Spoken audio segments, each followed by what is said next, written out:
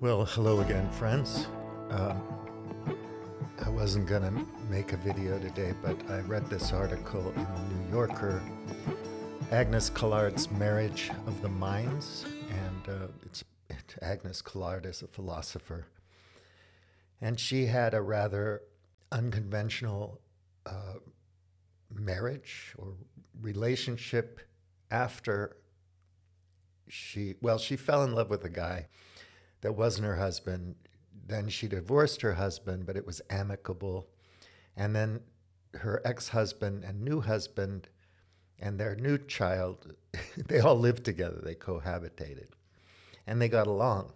And it turned out to be a good thing. But anyway, that's a story you can read about if you want to read the article. I'll put it in the description of the video. And as usual, you can go and read it if you want to. I might just mention a couple of things from the article later, but it got me thinking about there's a question in there about aspiration, aspiring to something. Well, when I was young, I was romantic, as many young people are, in terms of the quest to find one's better half, or, thinking you're in love when you're really just in passion. It's hormones rather than whatever you think love is. And I won't go into that either. But when I was young, whatever trauma I had, and I had some trauma as a young person, most of us do. I can't think of many of us who don't. I can't imagine that there are many people who don't have some kind of trauma in their life and in their childhood. As banal as, just being disappointed or hurt or divorces or whatever. Or as deep as being raped or abused or having gone through Vietnam as a 18-year-old or something like that. I can imagine that's pretty traumatic if you were a grunt in firefights in Vietnam. But anyway, there's all kinds of trauma, and they're all valid. If it's traumatic to you, it's real. And I mentioned that book by Maté, Dr. Maté, before, which is a good book to read. Anyway, so I realized that after a certain period of time in my 20s, late 20s, early 30s probably, to be fair, I was feeling less lonely and more self-sufficient in a certain kind of way. I've never been depressed. I've never had that problem, I feel very fortunate about that. But when I was younger, I cultivated a performance piece, autobiographical performance piece that was constantly evolving, that was just a performance piece. It was like art, But to my audience, they may have thought that I was actually talking about myself and not the character that I had created as a facsimile for myself, because I did feel vulnerable. And I felt disconnected and lonely and unable to really deal with the reality of the world in some way, I guess. I don't know. I can't analyze myself, and I'm not a psychologist, so even though I'm interested in the subject. After a while of disappointments and heartbreaks and failures, as an aspirant in many areas, trying to do things in work, in business, in art, and whatever, I was able to accept the pain and disappointment for some reason, and also to be comfortable with being alone and kind of having the loneliness or the panic of not wanting to be alone just lift off of me. And I don't know why that happened. I have no idea. I probably just got sick of my autobiographical performance piece or something. And it took some pain and disappointments to get there. But I was able to do that. I don't know why. And it took a long time. It's not something that happens, it's not an epiphany. I think it probably took from like the late 90s to probably 2012 or somewhere. I don't know. I'm just giving you an idea of a period of time where these things were lifting.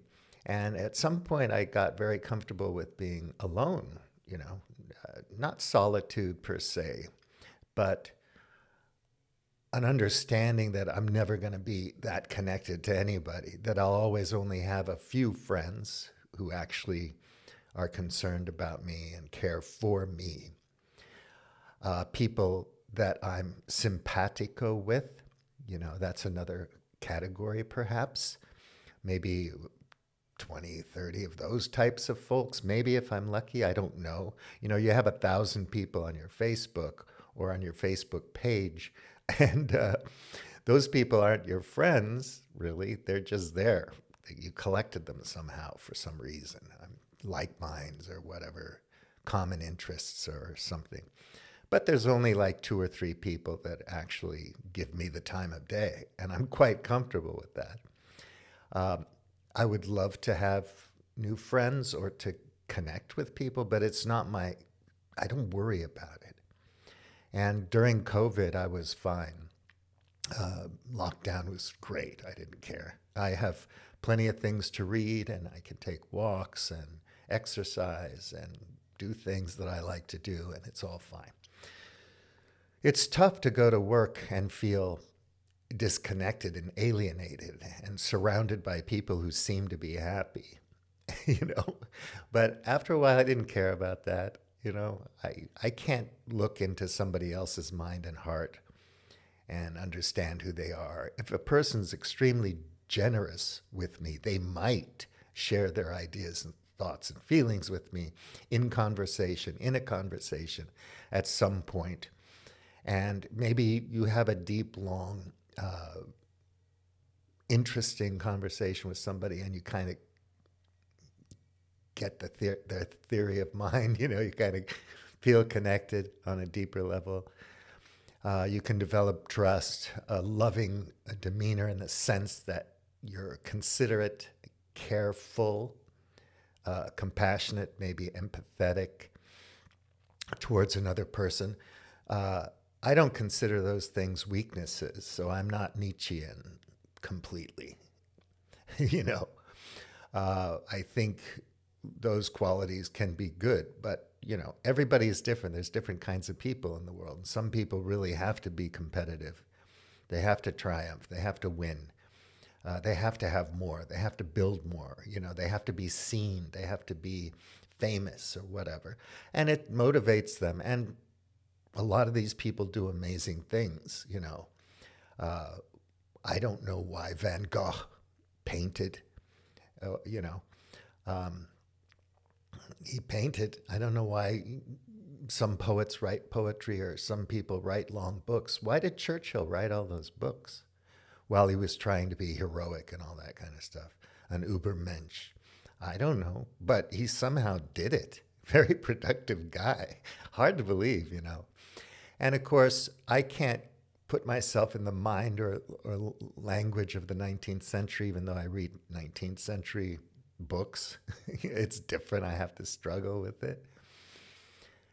So the life of my mind and my spirit is enough for me in a way, but of course I'm not enamored with myself like I was.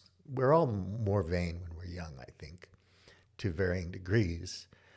But after a while, you fall out of love with yourself, and you just have to be loving toward yourself or afford yourself some compassion and forgiveness, because I'm stupid. I'm an idiot, a failure. I'm not good enough. I never get everything done that I want to get done, But I do have that aspirational quality and the desire to learn more and do more and keep trying. I don't know where that comes from. I can't explain it. I can't analyze it, but it's there. And I feel very grateful for that. I think it helps me that I still am interested in things, and no matter how bad it gets or how ridiculous I am as a person, and to be comfortable with being in my own company, even though my company isn't the best company to keep all the time. So that reading that article kind of brought that out in me a little bit. And we have to understand that there's many ways of living. And even if you're going to categorize everything like an aristocracy, or, we're the rich, successful people, we belong to the club, we're players, you're not, whatever. And other simpler people who are just like really happy to have a family and to work and to give and to sacrifice for their family. Yes, they have their place. And it's a blessing when you can feel comfortable in your place and discover that you can live with it. It may not be perfect, and then you can still admire people who are different and do things differently and achieve different kinds of stuff and all that. Kind of say yes to reality without thinking that you know anything about reality, but just observing things in life and patterns and saying, well, it kind of is that way, isn't it? And you can let go of certain aspirations that seem absurd and ridiculous, utopian dreams and whatnot. Because you see the cycles, you know that even if you have the courage, if there were a lot of people who had the courage to start a revolution and to sacrifice their life, their future, and to cut down other people's lives and futures in order to achieve the goal of the revolution just keeps turning. So you'll have a moment where everything's going okay based on the reforms and changes that you've made, and then those get corrupted and they get overthrown. So it's like, does anyone have the guts to stand up and tell the players they're full of shit and stop them? It's a lonely life, man. So you want to have that connection that, I'm part of something bigger and I'm a revolutionary and I'm doing all this stuff and, I'm able to kill, to die. Most of the time, these things are just thrust upon us. We join up because we think we can make a living, get an education, not because we have deep patriotic feelings or whatever. So even as we go into the valley of the shadow of death, fearing no evil, we're alone. Come into the world alone, go out of it alone. Crying for our mommies and wondering how things could have been. And we'll never know. Okay, so that's it. Thanks for listening. William T. out. So here's the article I was talking about. So, Marriage of the Minds. Philosopher who lives with her husband and her ex-husband searches for what one human can be to another human. It's a very catchy subtitle there. So I guess that's the new husband, and that's Agnes. And she's been diagnosed with autism when she was in her 30s. I'm not going to go through the whole article, obviously. But if you want, you can read it. I think it's pretty interesting. So I underlined these things. So she mentions Nietzsche dismissed the idea that a person could pull oneself up into existence by the hair out of the swamps of nothingness. Pull yourself up by the bootstraps, right? But the book argues that people can embark on a path towards a destination, a new way of being a person that they can't yet see or understand, a process that she calls aspiration. When aspirants make decisions, they are guided by the possibility of a future self that does not yet exist. They imitate mentors or competitors risking pretension because they understand that their current values are deficient. They haven't made room for another way of seeing themselves in the world. This word deficient pops out at me because for a long time since I was in my 20s, I sensed that I was deficient. There was something missing, man. And I had a deep sense of this. very complex on a lot of levels, involving a lot of things.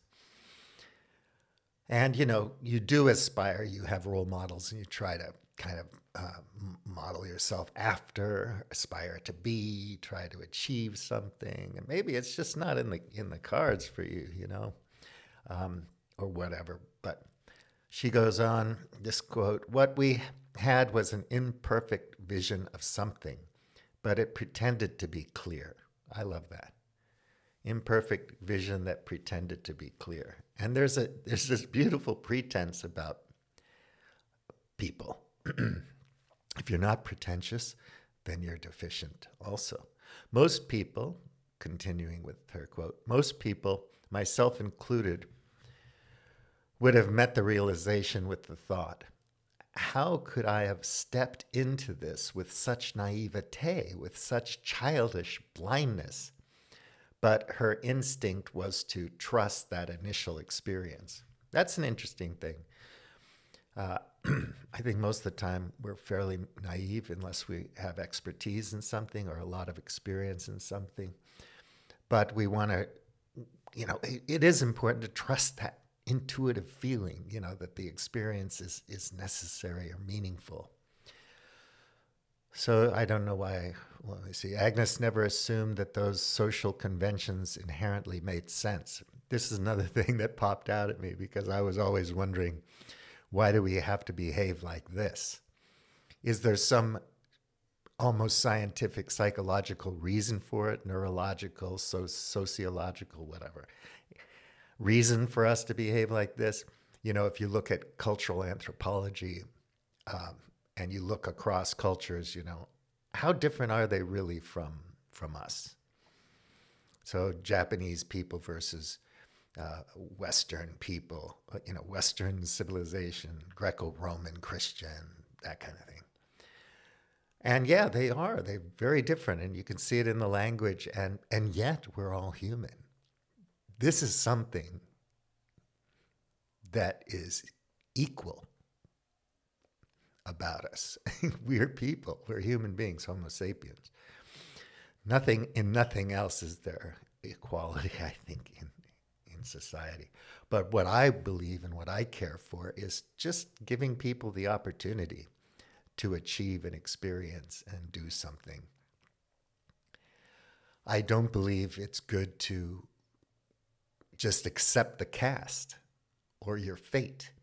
So I'm comfortable with my fate, and I know that. I was talking to a friend the other day, and I realized I'm very happy with my fate. But if I went back would I do it all over again, like Nietzsche talks about? No, I wouldn't. I'd want to do it differently every time and be just as comfortable with my fate. But of course, I'm not talking about getting blown up or dying of cancer a million times or things like that. I'm talking about like a fairly okay life where, imperfect, but, you didn't have to suffer too much. I mean, I don't want to be, experience a life of more suffering. Nobody does. But it would be fun to have infinite lives and be comfortable with one's fate every time and know that it's going to be different next time. Or be stuck in the idea that, oh shit, I'm just me. It's going to be more or less the same next time. It's going to be an iterative difference, a small little subtle differences here and there. I turn left, turn right. I married this person, not that person. Whatever. And I took this job and not that job. I lived here and there. And how did it change me? And you realize, looking back across all those lives and fates, that you weren't that different. You were still nature, nurture, part of your genes and all that. So how the emergent qualities of your selfness and how that is different in different fates, in the set of a different fate, in that set of experiences. The epigenetics, the emerging qualities, personality traits. What if my dad was a little bit more strict or something, or not an alcoholic? How would I have turned out? I suspect that even though you would have been different, or will have been different, you're still pretty much you at the end of the day, maybe, but I don't know. I'm just thinking. So this cartoon by Amy Kurzweil, a moral failure, a student suggested, not living up to your promise. She's talking about divorce. So the source of my question is, what is the aim of work? It has to be something that's not work. Aspiration can't be infinite, as much as you would love it to be, because at some point you have to get to the value that you are supposed to be aspiring towards. And once you're there, that's who you are. That's her second husband, Arnold, talking. Now, I'm not going to go into this. There's a lot, for me, there's a lot in that, in those sentences there. 2 sentences, 3. And there's a hell of a lot in there for me. So if you want to think about it, go ahead, read the article. Another thing jumped out. There are certain reliable circumstances that will make it non-painful, she went on. I can tell you exactly what they are. It's when Arnold is explaining Aristotle to me. So they met talking about Aristotle. He's apparently very good at explaining Aristotle without being a dick. And, whenever that she recognizes, remembers the value of that, the pain of the relationship, of the failure, of the aspirations in the relationship. And I've talked before when I was riding my bike about these projects that never end. They're not supposed to end. You're not actually supposed to arrive at that value because it's a shifting goalpost. The more you get closer to it, the more you need to go further. So the frontier never ends. And that's something that happens in your mind and your heart and your spirit. It's not like, okay, I'm going to go to the moon now. And then Final Frontier, Star Trek, something like that. Obviously, Star Trek's a Western, right? It's not a utopian vision. I mean, they have to go out into the universe and find more challenges and more enemies and more to fight and struggle for, They're out in the universe. They're not on Earth in the Garden of Eden being beautiful little animals. So according to Aristotle, happiness belongs to the self-sufficient. And this is something that really, really hit me because I've thought about that a lot.